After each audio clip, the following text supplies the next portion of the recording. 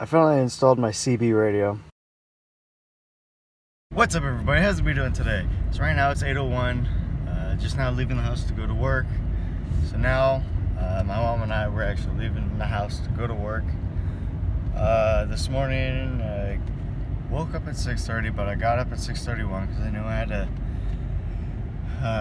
secondary alarm just in case the first one doesn't wake me up. So this morning, nothing too special about this morning, but except my parents came home this weekend from camping in the new trailer, and they were just testing everything out, see if it all worked fine. Oh, like this. So most of the stuff did. I don't know what didn't work. I think it was like the backslide or something that they would have to keep retesting, whatever. Anyways, this weekend I added some clips to what I did this weekend. I'm gonna add them in right now. I finally installed my CB radio that was installed in my other truck, and it was so difficult connecting it to my 150. So actually this time connecting it to my 250 was so much easier. And then this part was just a piece from the previous owner that I have no clue what it was used for or why it was there, but now I have a reason to keep it on, so I can hook this on there. It fits, it's fine, so I can, yeah. And then I'm trying to install air horns. Actually, first I got that from my mom's truck, but then I think my mom had an air horn, just one metal horn, and she had a compressor. So I bought this so I could use this compressor for her truck and her horn, but she didn't get it installed. So then that's when I got this, so I can use this whole set for my truck, but then I would have an extra set of that. So actually now, just thinking now, I can use these two horns, use both hoses, and connect it to one or both compressors. And if I use one compressor, I'll give the other one to my mom, and I'll use the one compressor with the 4 horns and the 2 hoses, whatever, and I'll use it on my truck. I also got some really nice expensive floor mats for my truck that came with 2 fronts and 2 backs that was together, so I cut it in half and it said to cut it. I spent 6 hours going up to Corning to go see my parents when they were camping. So I was planning on being there at 9, but I left here at 9 because I just had different plans, and then went from one thing to another, and that's what kept me back. So then left here at 9, got there at 11. Left there at like 6, and then I got back here at 8:30ish. Fed, did whatever. Little bird. And then Sunday,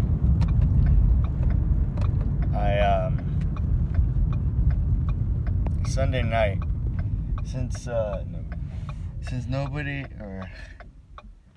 since PG&E drops the electric bill at the night, since no one uses it,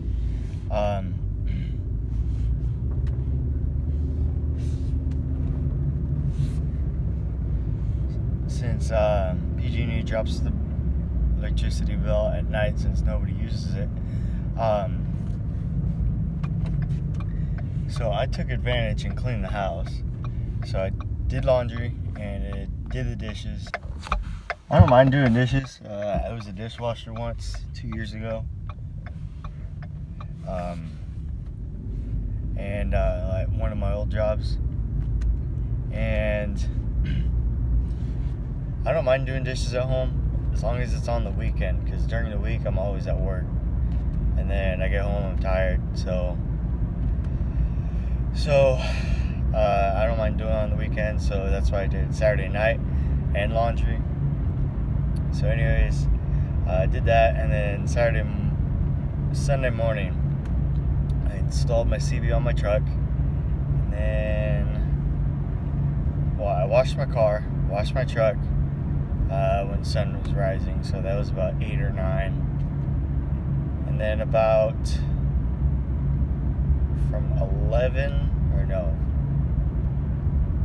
I don't know, from 11 or 1 till about 6, I installed my CB radio in my truck, which was easy. And what motivated me was my mom got my dad and I CB radios for our trucks when we go camping, so we can speak to each other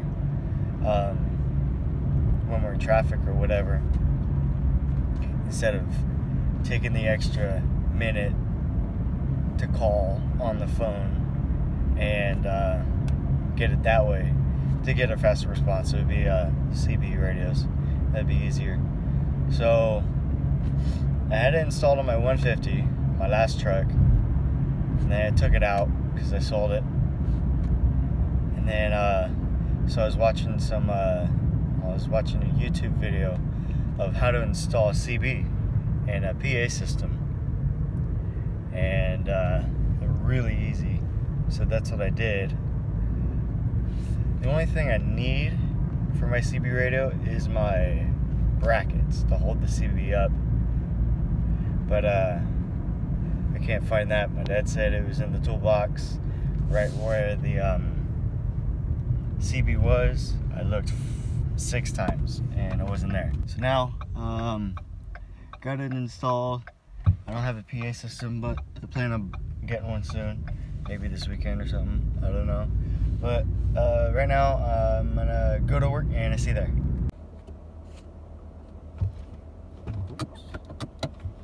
7:10. Now Efron and I are leaving work today. It's kind of long, a little bit. So now, good thing I'm going home now.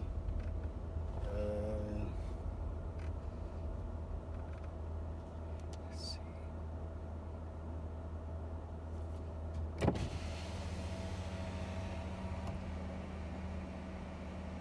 7:10, I'm out. Oh, your window's closed. Yeah, his window is closed. 7:10. So now we are leaving work.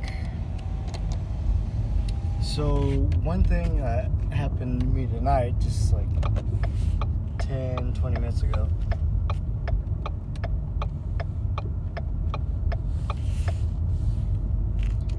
I was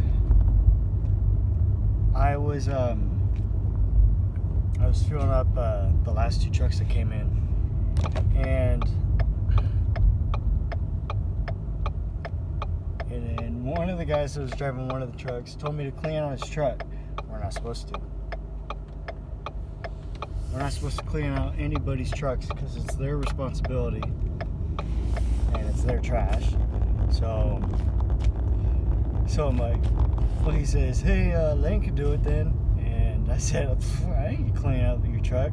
He says, okay, I'll talk to Dean. Dean's a superintendent. Nothing related to who's in charge of me. So he's like, yeah, I'll tell Dean. I'm like, yeah, go ahead. What's he gonna do? So anyways, and so since this weekend I started reading my Class A, and I was I'm reading, learning more about the endorsements, certificates, and the violations. What I originally wanted was a non-commercial. So there's a commercial, and a non-commercial. Commercial is you can drive anything.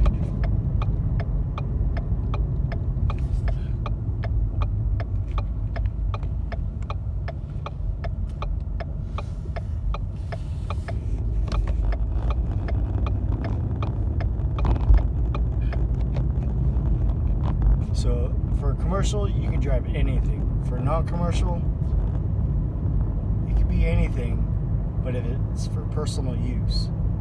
So I wanted a non-commercial, but I asked three guys at work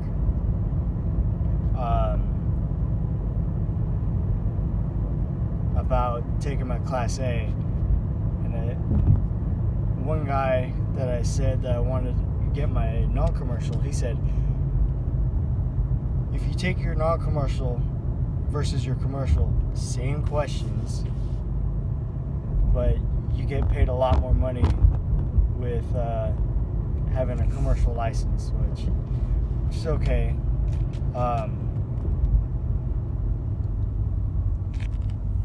You have to take a medical and a physical. Anyways, there's a lot to it. And so one of the hardest things about getting your Class A is your walk around. So your walk around, the last guy that asked about the Class A stuff, he